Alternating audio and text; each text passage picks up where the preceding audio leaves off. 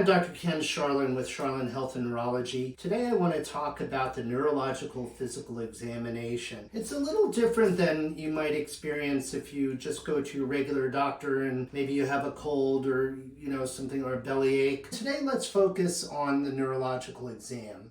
And there are several components to that exam that we'll be looking at. This includes an evaluation of walking, or what a neurologist calls gait. And it's a little more than just walking, as you'll see. What we call mental status, things like, are you awake? Are you alert? Is your speech clear? Do you understand and produce language correctly? When you don't, that's a problem called aphasia. And that, for example, is what the actor Bruce Willis is suffering from right now. There's also a component we call the cranial nerve exam, which is really everything that controls your body from the neck up, right? It's your eyes, your tongue, your facial movement, your hearing, your pupils. What we call the motor examination is going to include things like your muscle strength, but also your muscle bulk, because in some neurological illnesses, there's a loss of muscle bulk. We also look at muscle tone. The tone is also different, and that's called rigidity or lead pipe rigidity, or sometimes a Gegenhalten. We then go on to evaluate coordination, deep tendon reflexes, and sensation. And I'll walk you through all of that. This is Mercy. She's been kind enough to be our test patient. Mercy's a medical student. I teach students frequently in my office. So the first thing I'm actually going to ask Mercy to do is simply get up from a seated position. It's part of the gait examination, and I'm looking to see if she can get up without any difficulty, or does she have to rock her body forward or use her hands. Those are all things that I'm going to observe. Then I'm going to look at her posture. So how does she stand? I use the example of Parkinson's disease, where posture can be more stooped. There's a tendency to do something called retropulsion, which is backwards, falling backwards. We're going to look at posture, then we're going to look at gait and stride. Does she lift her feet properly? Does she shuffle them? Or maybe does she have something called a steppage gait, which happens when a person has something called foot drop and the foot comes down, and so they lift their feet extra high to avoid tripping over their toes. There's something called gait apraxia, which means that it looks like the feet are glued to the ground, and those individuals often have a condition called normal pressure hydrocephalus. So we're going to look at gait, we're going to look at turning, we're going to look at her ability to stand upright and not lose her balance with her eyes closed. That's called a Romberg test. And then I'm going to have her sit up on the exam table. So Mercy, if you would go ahead and get up from a seated position and relaxing your arms, go ahead and walk toward the door, turn and face the camera, stand comfortably, get your stance, and close your eyes. Now with your eyes open, and you're welcome to look at your feet if you need to, could you pretend that there's a tightrope on the ground? Take a few steps heel to toe. This is called tandem walking. That's perfect. Now if you'll have a seat up here. This is a general, what I call screening neurological exam, meaning that in a particular situation, whatever that person's concerns are,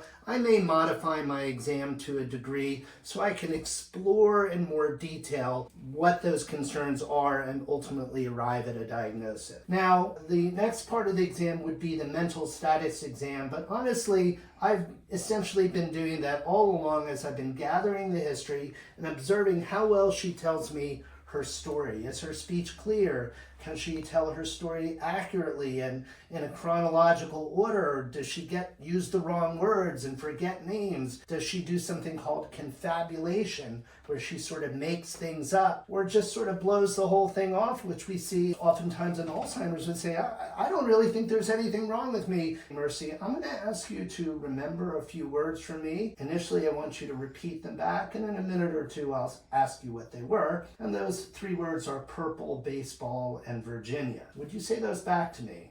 Purple, baseball, Virginia. Terrific. So that's part of the mental status exam as well.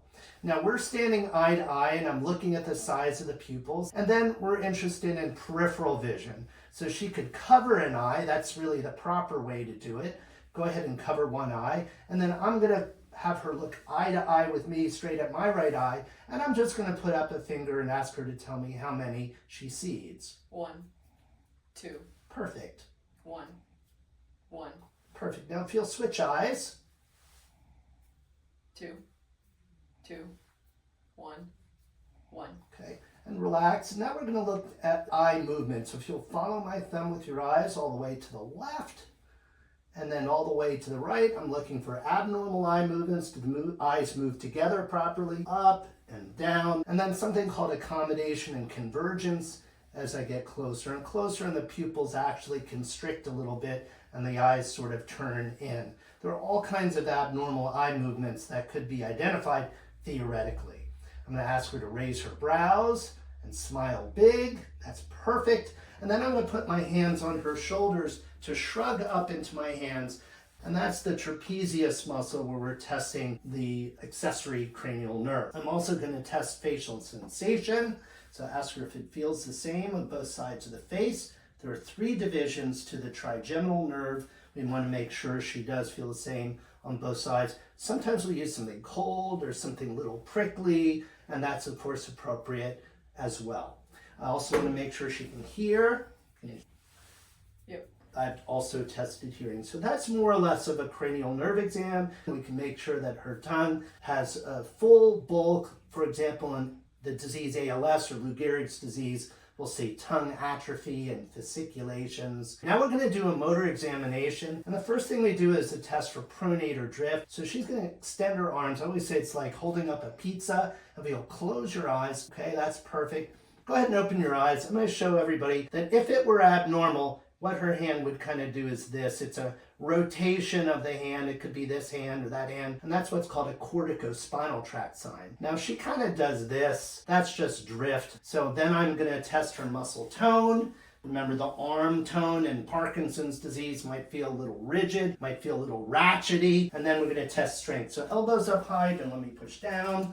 Arms like this, don't let me pull away. Push out, spread your fingers wide, squeeze my fingers, hands down here. I could check lower extremity tone. Quick, easy way is my hand behind her knee, ask her to relax. This may feel a little abrupt, but I'm not going to hurt you. And please tell me if you have any hip pain or anything that would make this uncomfortable. But we want to apply a little bit of speed or velocity. So it's a more wrap it up like that, wrap it up like that. And if she had spasticity, her leg I would feel that tone, and her leg might even kind of shake or spasm in the worst cases. We see that, for example, in multiple sclerosis or spinal cord disease or ALS. There's spasticity. These are called upper motor neuron signs, and they help the neurologist understand where within the nervous system the problem is coming from. Then knee up to my hand and hold it. Good. Right knee, same thing. Good. Go ahead and push out hard. Pull in, press down, push up. Then I'm going to have her make a pointer finger and touch my finger, touch her nose and touch my finger, left hand finger, nose, finger. Rapid alternating movements, which can be done this way, or very often it's done this way. So we switch hands, and then we want to go heel to shin with the heel in front all the way down to the foot, switching legs. These are tests of coordination. So for example, the person who has what we call ataxia, when they go to do this finger to nose, instead what we often see is this sort of movement. If it's really sort of perpendicular to the plane, we might call that dysmetria, but they just miss their target, right? They would have trouble with rapid alternating movements. And then the heel to shin is also kind of zigzag as they go down. Then I might do my deep tendon reflexes, and some people immediately think I'm going to go for their knees, but anywhere you have a tendon, a deep tendon reflex can be checked. So we always check the biceps, and this is called a queen square hammer that neurologists tend to like, but the tomahawk hammers work just fine. There's a triceps reflex. There is the patellar or knee reflex. And then there's the ankle reflexes. Each of these reflexes occurs because there's a stretching of the tendon and what's called a two-nerve path. Basically, we're sending a signal up to the spinal cord where it then meets the nerve cell that's going to send the signal right down into the nerve in the leg or the arm. So if I tap on her patellar reflex, and she is a pretty decent one, but If nothing happened, we call that a lower motor neuron sign, and that localizes the problem generally to outside of the central nervous system, the peripheral nerves. We have to gather more information to know exactly where, and again, that's the point of the exam. But for example, this is generally L3-4, lumbar 3-4, but it could involve the peripheral nerves that are formed from those lumbar nerve roots. Neurologists also do a funny thing. I'm going to borrow her foot. They kind of scratch on the outer edge of the foot.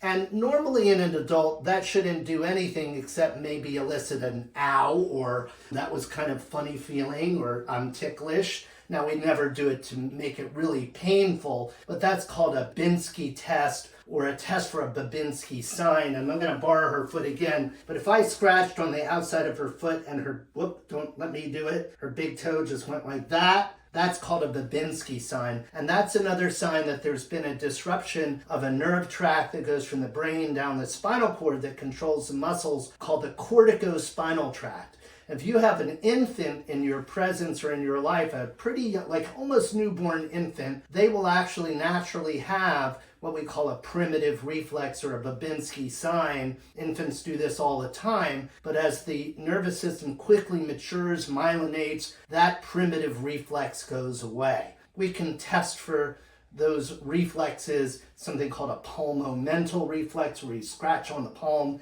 and there's sort of a twitch at the corner of the mouth. For example, a Hoffman sign, which is more or less the equivalent of the Babinski sign, but using the hands. All of these things look for abnormalities of the corticospinal tract. Lastly, we test sensation.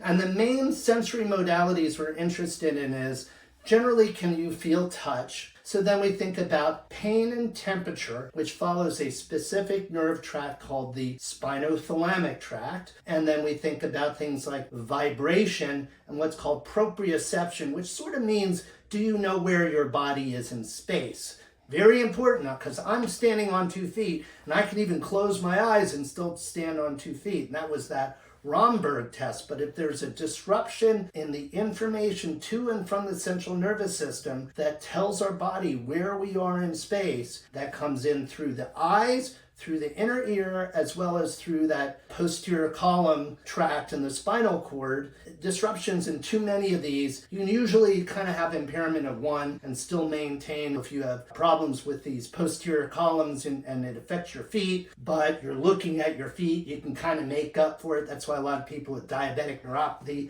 have to look at their feet when they walk. But then when you take away the visual, that's when they may get unstable, right? So anyway, we can test that modality with the tuning fork. And for efficiency in my clinic, usually, especially in the morning where it's been cool overnight, the tuning fork does feel cooler. We want to use the tips of the fingers, the furthest away point of the nerve. So I say, does that feel cool or cold? And they say yes. Cool or cold? And they say yes. And then I tap on this tuning fork. It's 128 cycles per second. And I say, do you feel the vibration? Yes. Do you feel the vibration? And we're going to do the same thing in our feet. So in my patients who have very subtle sensory loss, I might say, okay, first of all, tell me, do you feel the vibrating tuning fork? And they'll go, yeah. I say, tell me when it stops. And they say, okay, it stops. And I'm going 1, 1,000, 2, 1,000, 3, 1,000. And I can grade mild, moderate, severe, depending on how many seconds I continue to feel it compared to the patient. So definitely there are other ways to nuance the exam, but what I've shown you and what Mercy was kind enough to volunteer for is a good, thorough, basic neurological exam.